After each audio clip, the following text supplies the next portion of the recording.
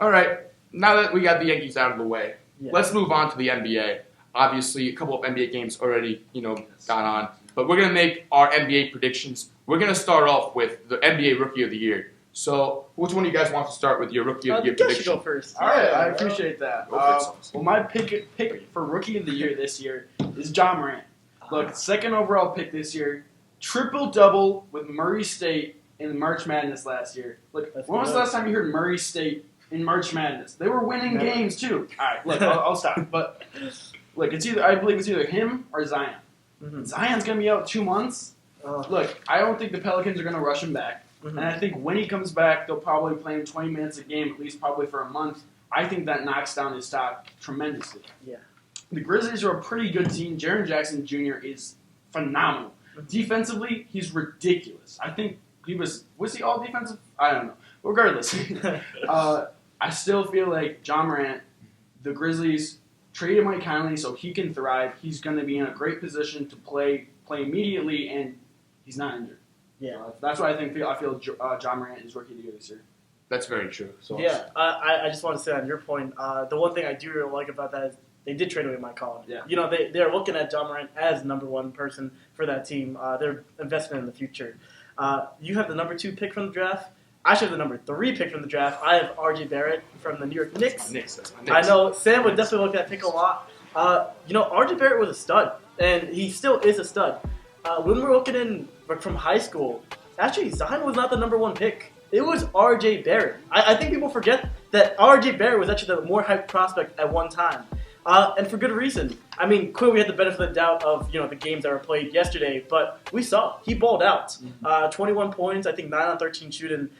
He balled out, and I think he has a lot of potential. I think he's in a great team setting, the New York Knicks. I think he can thrive. And I know for all the culture and issues that people talk about the Knicks, I think that he's set up perfectly in order to dominate. Same way that Ja Morant's given the keys to the organization, they're effectively giving him the keys. He's a beloved media star. They already look at him. I mean, just like all the awards in the NBA, narrative plays a huge factor as well, and he has narrative. The New York Knicks, if he could do well on the Knicks, he's gonna get way more media attention than someone like Ja Morant, whether deserved or not. It's versus Memphis versus New York. New York is still one of the top 5 NBA valued franchises, despite being so bad so much.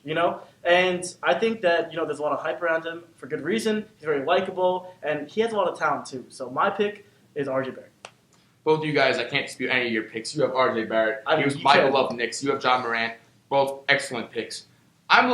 Look, I first had Zion Williamson. That's what I had here. I had it all prepared. I got to flip the script now. He has a torn meniscus. Knee injuries are pretty serious, especially for someone like Zion Williamson who predicates his game on his physicality. I don't know if I can go with Zion Williamson.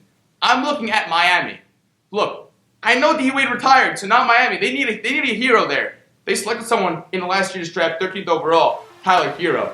Look out for this guy. I mean, look what he's been doing in the Summer League. Look what he's been doing in the preseason. I know these aren't regular season games, but I mean, he could shoot the lights out in the gym. Look, you want to make him a spot-up shooter, leave him in the corner, pass to him, dish it out? He can make that. You need him to run around, try and, go through screens, run through screens and picks. Oh yeah, he can do that also. Catch and shoot, phenomenal. Oh, you need him to, do some side steps and, dribble, show up the dribble? Oh yeah, he has you covered there. He can shoot the lights out in the gym. You have him complimentary to Jimmy Butler. That backcourt, it's like a puzzle piece. It fits in perfectly. Jimmy Butler is a two-way slash guard, can get his way to the basket at ease. And Tyler Herro is a perimeter shooter. He's going to space the floor out perfectly for Jimmy Butler. Listen, Jimmy Butler's never had that playmaker who can shoot from the perimeter like Tyler Herro. We looked at Chicago when he had D Rose, not the best shooter. Minnesota, Jeff Teague, okay, he's better. Philadelphia 76ers, Ben Simmons, Markelle Fultz, I'll just stop there. Okay. Miami Heat, now he has perimeter shooters. He has Tyler Herro. That's going to be an amazing backcourt partner in crime.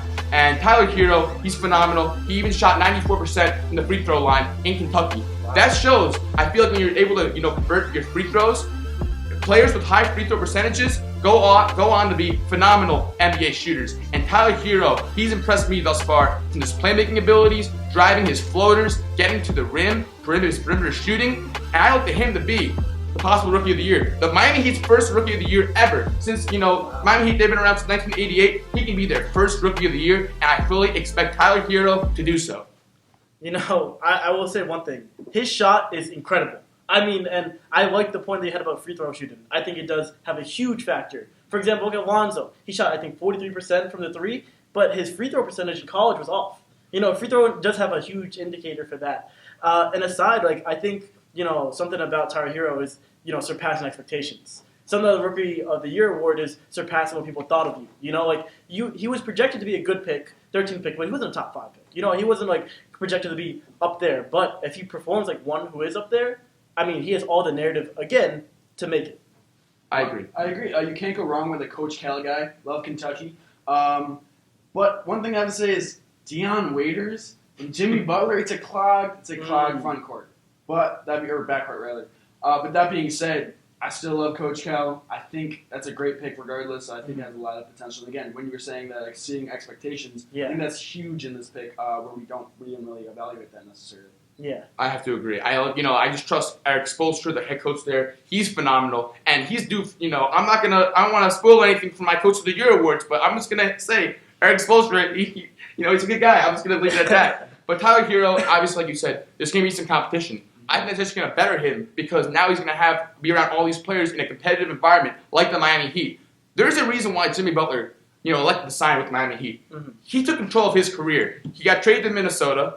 Then they traded him to Philadelphia, and now he took control of his career by going to the Miami Heat, which the Miami Heat, they're known, Pat Riley is known for working their players. I know they're in Miami. They get to enjoy all the glamour of Miami and what it brings, but they're working their butts off there. No, their culture you have, and Goran Dragic, obviously, who was an all-star last season, now he gets to play alongside him, so he can give him some great advice. Jimmy Butler already loves him. He already loves Tyler Herro. There's an altercation Tyler Herro got into in the preseason. He loves him for that. He respects his grit. He respects his grind. And I just love that. I love the fit. I think that I had the Miami Heat lower in my standings before Tyler Herro, before keeping him in mind. Mm-hmm. But now I actually might have to recalibrate my rankings a little bit. I might have to move Miami Heat a little more higher up because if he's performing like the way he has, Miami Heat are going to be a dangerous team. It does help a lot with the spacing. I mean, you look at someone like Jimmy Butler. He's a good shooter, but he's not a great shooter, and I think that he needs a lot of work in the paint to work with. And Dion Waiters, you could kind of say a similar thing. So I do like the fit a lot, and the culture in the Miami is ridiculously good. I mean, Eric Spoelstra, amazing coach. So I agree with all those points. And real quick, Zion Williamson obviously has that injury. Yeah. If Zion Williamson was healthy, he's Rookie of the Year for sure. It's hands down. I mean, he's a generational talent. Yeah, I think he's one of the most hyped players since LeBron. Yeah, I would easily say 2003. Yeah, he is ridiculous. And I mean, I think if he just wasn't injured, he would run away with you. Oh, easily. I think he's the de facto Rookie of the Year if it wasn't for the injury. Yeah. I mean, there's even a chance that with the injury that he pulls it off. But I agree with all of your points. I think they're going to ease him back in. I think, the NBA is seeing the importance of not rushing people back in from injury and kind of taking their time with it. I mean, he's a rookie. He has plenty of playing time. They're not really going for titles, in this season. So it's more about developing their players. Easily he has a potential to. He has the narrative, likability factor, personality, skill. He has everything. He has everything. I mean, and look, we all knew, we were comparing to LeBron James and all the hype, and we all knew he was a once-in-a-generational talent. But I mean, I didn't know how early we were going to see that. Yeah. And I mean, in the preseason, he had arguably one of the best preseason performances in NBA history. Kevin Knox, when he fricked the ball out? Yeah. Give me that. Zion Williamson, to put it in perspective, he was the first rookie in NBA history, I believe, in maybe 20 years, to average over 20 points. And he was averaging it on an efficient 70% from the field. Ridiculous. Zion Williamson, what I love about him also is that he plays within the system. He doesn't force anything. Yeah. The way he's able to, he gets the ball at the right time because of the phenomenal playmakers that New Orleans has with Lonzo Ball and Drew Holiday. I mean, David Griffin really, he gave him the weaponry. He did. He gave him the weaponry. He gave him everything to succeed. He has the playmakers, Lonzo Ball, Drew Holiday. He has J.J. Redick, who is the marksman, to space the floor out for Zion Williamson. Yeah. Did you see that live from Lonzo Ball at half court? Beautiful. And that was just nothing short. That was spectacular. Yeah. But what I love most about Zion Williamson is obviously the physicality that he has. I mean, he's 285 pounds. He's a freak of nature. The way that he's able to physically impose himself on opposing players and drive to the rim at ease is spectacular. I was watching one of the plays against Rudy Gobert. He went, unfazed Zion Williamson is. He goes body to body with Rudy Gobert, who, he's the Eiffel Tower, two-time Defensive Player of the Year. He lays it up right on top of him. Yeah, the two-time Defensive Player of the Year. If he's doing that against Rudy Gobert. As a rookie, I mean, He's ridiculous. Yeah. it's crazy. Mm-hmm. I know people were saying, "Oh, well, Zion Williamson was playing against college athletes. He's never seen the NBA athletes." Mm-hmm. But I feel like it's the opposite almost. Yeah. NBA athletes had never played against someone like Zion Williamson. I mean, I saw a stat the other day. It was a graphic where it was like the height and weight measurements of each player, and it was just kind of like a straight line. And Zion was just way up in the left. He's an anomaly. He's an outlier. What, 280? 280, 285. That's crazy. So he's a rare commodity. He's the third heaviest player in the league right now. Oh, wow. I thought he And was the second. other two are Boban and Bobo. Bobo. Yeah. Oh, yeah. It's just like, obviously, like Zion Williamson, his physicality is amazing. But he has like an array of other skills too. First of all, the agility, how fast he runs the transition up and down the court. I mean, like everyone's talking about the Showtime Lakers with Lonzo Ball and LeBron. Yeah. I think the Showtime Lakers are with the Showtime Lakers They are with Lonzo Ball. relocated. They relocated to New Orleans, just like the Kings relocated Rochester to Sacramento. Because I mean, look, and like also like, talk more about his skills. I can go on because there's just so much to talk about. I know I'm talking a lot more. Yeah. But it's Zion Williamson. I mean, I can't. He's just so much. There's a plethora of things to talk about. The way, he's a willing passer, underappreciated passer. He's a playmaker. He's agile. He has so much going for him. He even made a 3 in the preseason. Which, if he's making threes, he's in trouble. I was going to say, my most underrated thing about Zion is that he can shoot. Like, I'm not saying he's a shooter, but he's serviceable. And you look at the problems that Ben Simmons had, where he couldn't, people would sag off of him, 4 people in the paint. Zion might not have that same problem. If he can make a respectable 35% from 3 on wide open shots, that's going to open up the game so much for not only him, but the entire Pelicans. I mean, Lonzo, you need a lot of spacing with that. And I talked about this before, but giving someone the keys to the franchise, nobody has more keys to the franchise than Zion. You literally have Lonzo, who's willing to take a back seat and be a playmaker. Drew Holiday, same thing. They're all playing with Zion for Zion. They know he's going to be the face, and they're all okay with it. I don't know if you guys saw the personalities we were talking behind the scenes. They have good chemistry. Oh, yeah. They get along. He's cracking jokes. He's so humble. And he's so humble. Yeah. He doesn't get to his head. I think the same way that RJ is humble, so is Zion. And I kind of find that kind of funny that they were so close, too. And I think that he's a humble person. I think that, that's the most important thing. He wants to work hard, and he doesn't think that, even though he could think that he's like one of the best players already, he has that like work ethic to keep on getting better. He has the humility and the yes. humbleness of a superstar. So, Zion Williamson. Yeah, I think even if you look at it, like the Pelicans, I don't know if you watched the Pelicans and Raptors games, they look like they've been playing for years ago. I know obviously Zion didn't play, but I think this team could possibly make the playoffs. Like, they are very quality, and they're hungry. They're It's the injury. I think with Zion, Is he Greg Oden 2.0? I mean, no, I wouldn't go that far.